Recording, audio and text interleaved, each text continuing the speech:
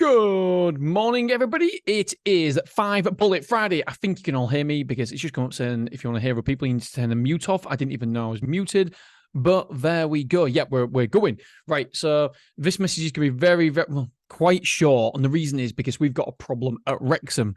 I can't. I was going to go into it today and tell you all about it, but the problem is if I tell you all about it, I don't have all the information.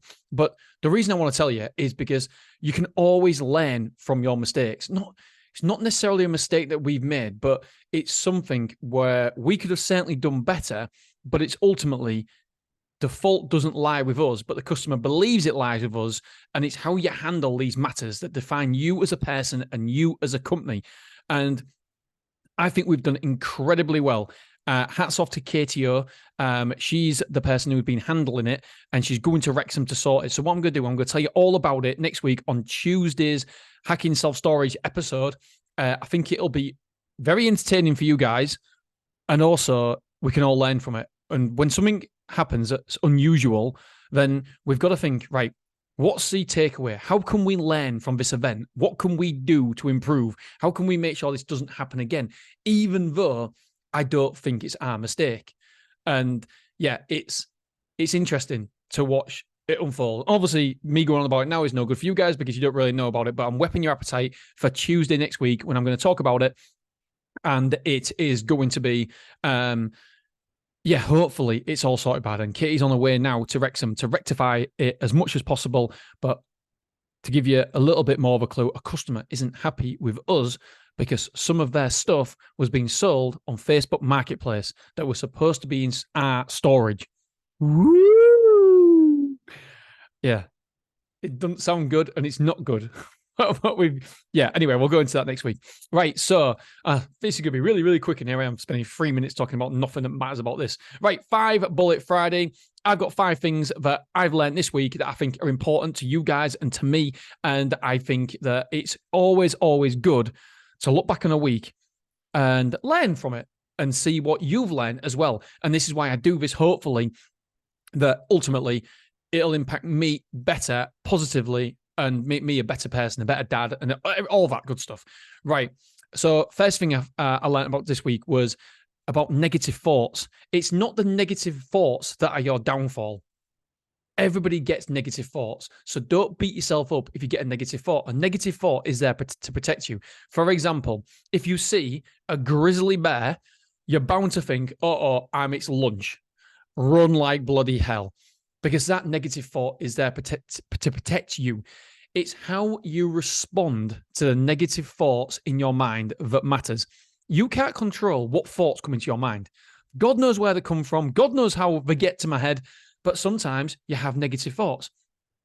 You can control that. No one else can control it. You can control it. You decide how to respond. So you don't necessarily choose the thoughts that come into your head, but you do get to respond to them thoughts. And that's on you. That's on nobody else. So I used to think when I used to think a negative thought, I was like, why do I think that? I'm happy, whatever. What do you mean? And for me, for example, it's more often than not thinking about my health. If I'm not worried about the business, I'm worried about my bloody health. It's always, I'm like, oh my God, my dad had a heart bypass, so then I might have a heart bypass. Right, okay. There's a negative thought. Why am I thinking that? Why do you just be happy? Why are you thinking that? Everything's going right. So you start thinking about negative thoughts about your health. Right. Okay. Let's think about it. Right. Yes, that's true. My dad did have a heart bypass. There's a lot of health problems in the heart side on my dad's side. So what do we do about it? Excuse me.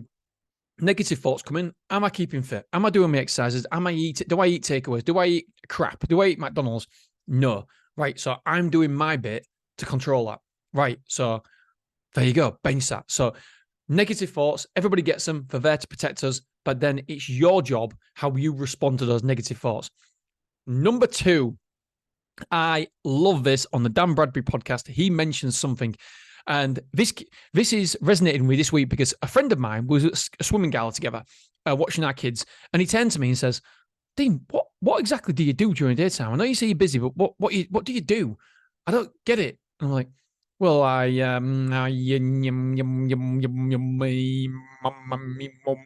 yes, I was doing them sounds. I was like, I don't fucking know, mate. I don't really know. I do shit. And then on Dan Bradbury's podcast, he says, you don't get paid to do, you get paid to think.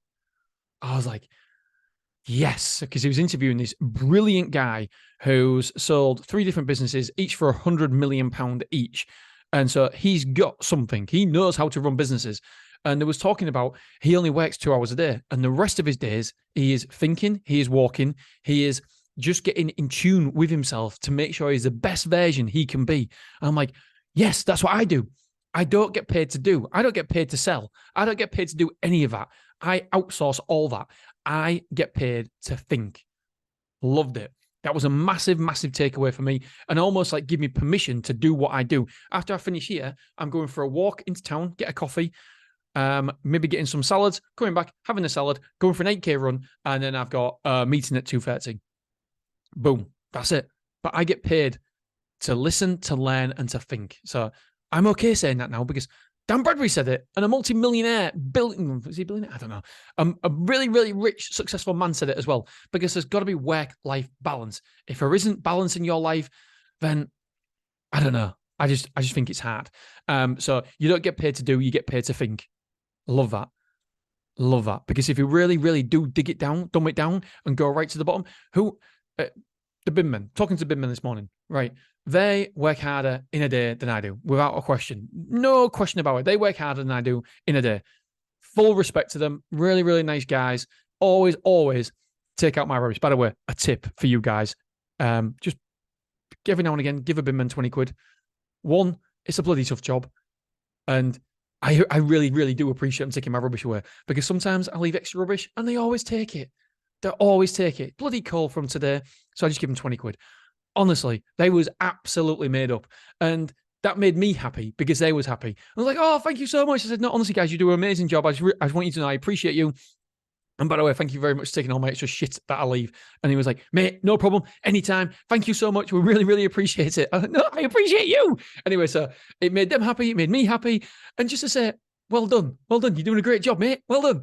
It just, yeah. So, but back to the original point, they work harder than me. But who gets paid more? I get paid more. So hard work isn't the thing that makes you successful or not, because tons of people work hard. Tons of people work harder than me, but are they more successful than you? And it depends on where we go into success. What is success? So yeah, remember, hard work isn't always the answer. It's, in fact, in most cases, it's not the answer. When do you get your brilliant ideas? I get my brilliant ideas when I'm going for a walk, when I'm in nature, when I'm running, when I'm exercising, when I'm not actually sat at my desk. And so why do we as business owners think that we should always be sat at our desk doing the 10 hours, the 50 hours a week, the grind, whatever? We shouldn't. And I think society's got it wrong way round. And there'll be people sat there thinking, yeah, but Dean, I've got to work between these hours. That's my hours. That's what I've got to do. You can still take care of yourself. You can still take care of yourself. Put yourself first. I was talking to Katie today and I said, Katie, you've got to put yourself first. Work is the most important of the least important things. It's not life or death. It doesn't matter. It doesn't matter. You, your health, your well-being, your mindset, they matter much more important to me anyway. And this guy who was actually on Dan Bradbury's podcast, he did have a job. He was a salesman, and he still took off a big proportion of the day when he was a salesman, because he realized to get the best out of himself, to really perform well, that's what he needed to do. And then because he was so good, he got promoted to district sales manager. And his district, he taught everybody to do this, to take time off, to take a little bit of a break, step away from your desk. And they won the best district in the area. So yeah, I do. And I say to Angela and James all the time that take your break. I know we're busy, but take your break. Your breaks are important. You don't have to work through your breaks. So yeah, you don't get paid to do, you get paid to think. For me personally, that's what I do. Number 3, I love this. If something bad happens, this is Mark Manson. He wrote the books in I've forgotten it. Oh, I love the book. He's wrote 2 books. Wrote more than that, but anyway, Mark Manson, great guy. He was like the first person to put fucking the title. All right. If something bad happens to you, you need to go find the reason. For example, If my wife left me, that would fucking suck. But horrible things happen, but they happen for a reason. For example, my ex cheated on me. But yes, amazingly, first of all, you think, oh, that's terrible, blah, blah, blah, blah, blah. But wait a second. Why? Why did she cheat on me? Because there's a reason there. There's a learning. There's an education. There's a chance to become better. And I didn't hold that again. I mean, obviously we split up, but I didn't hold it against. And I said, obviously, people stay together when people cheat and stuff. But I mean that we didn't split up, and we didn't stay together, but we didn't split up because of that. We split up because there was many faults with our relationship. That's why she cheated. And I was always at work. I was trying to carve out this lifestyle for us. And I worked Saturdays, I worked Sundays, I worked deep into the night because when I was a betting shop manager. I just wanted to earn money. That's all I did. My number one priority. And bless her, I said bless her, she was lonely. She was lonely. And I'm not saying that's an excuse or anything, but there was many more things that I did wrong to contribute to her cheating. Just because she cheated, it doesn't mean it was her in the wrong fully. There's a reason for it. There's a learning, there's a lesson, there's an education, there's something we can take away from every bad thing that happens to you. There's something you can take away and you can learn from. But we have to leave the ego at the door because it's so easy to say, oh, my wife left me, fucking bitch, or whatever. Or my husband said no, but he did this, he did that. Or work, the manager did this or whatever. The ego wants to protect you. But you've got to strip it back and think, okay, why did that happen? What is the reason for it? Is there any way I can improve? Could I have done differently? And he went on to say, Mark Manson said, you need to find a way to make this a good thing in your life. So my ex leaving me and cheating on me, I needed to find a good way. Right. I've got to make sure now that when I have a relationship, that my relationship comes first. And yes, there are seasons when work's got to come first, but ultimately, the majority of the time, I need to make sure that my next partner feels loved and cared for, and they don't question my feelings for them and what place they are in my life. So you need to go find that reason. You need to go find that reason, act upon it, and make it a good thing in your life. Make it an improvement in your life. Number 4, this comes from Alex Harmozy. God, I love this man. He's a brilliant businessman. Have the frame of a veteran. What the hell does that mean?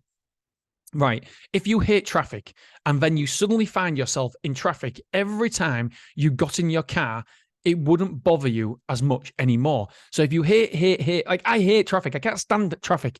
But then if I lived in London and that's a commute every day, I was visiting people down south the other day, and oh my God, the traffic in the mornings, you go 3 miles, it took me 30 minutes. 30 minutes, 3 miles. But you know what? If I did that journey every single day, it wouldn't bother me. It only bothers you because it's the exception and not the norm. If that thing became the norm, then it wouldn't bother you so much. If you're upset, or this went on to say this, if you're upset or mad about something, imagine that thing happening all the time. It wouldn't bother you so much. I always think of operations. Operations scare the shit out of me. But then, who was I talking to the other week? And they've had endless operations. And I said, doesn't it bother you? He goes, no, I've had loads. Like, that's why. Because it's a frame of a veteran. That veteran has had loads of operations in the frame of a veteran. Loads of operations. So another operation doesn't bother him. But because I've only had 2 in my life, it scares the shit out of me. It bothers me. I'm like, operation? No, thank you. And so, yeah, have the frame of a veteran. You're only upset because it usually doesn't happen to you. This is a framework from Alex Harmozy. Right, number 5. This is from Grant Cardone's mum. Now, I know a lot of people don't like Grant Cardone, and you don't have to like somebody to learn something from them. There's parts of Grant Cardone I absolutely love, and there's parts of Grant Cardone I don't like. I don't have to like the whole man, every single bit about him, to listen to him and learn and educate myself. And this happens to come from his mum. I don't know his mum, but this is what he said. If a casino offers you something, do not take it. Because if they're offering you something, then it's in their best interest, not your best interest. Now, you can frame that in life. For example, free bets at the bookmakers when you join. Why are they offering you free bets? because they know overall it's going to be better for them. So be very, very careful, not just betting, not just casinos, but anything in life. When somebody is offering you something for free, be very, very careful, my friends, because there's more in it for them than you. Look at us in self-storage. Free 12 weeks, free 8 weeks, 8 weeks half price. Why are we doing that? Because we know that customer's only planning on saying, somebody just booked at Mansfield today, this morning, they're leaving another self-storage company to come to us. We're more expensive, but we are cheaper in the 3 months half price. So we're cheaper in the first 3 months, but then we're more expensive. And they said, don't worry, we'll be out within 3 months. Yes, of course you will. That's what everybody says. And that's why self-storage works. That's why the offer works. 4 weeks half price, 8 weeks half price, 12 weeks half price. Just remember, when somebody is offering you something for free or a discounted rate, there is something in it for them. So we've got to be aware, we've got to be educated, and we've got to know that sometimes the ball is not in our court when that happens. We are not the favorites for that one. Okay, my friends, I love you. I appreciate you. I said this would be really, really quick, and it's taken 16 minutes. So it was actually longer than last week. Brilliant. All right, my friends, love you. Appreciate you. And I will see you on Monday for the Hacking Self-Storage podcast. And for Motivated Entrepreneurs, I'll see you this time next week, Friday. See you soon. Love you. Appreciate you. Have a wonderful weekend. Bye-bye.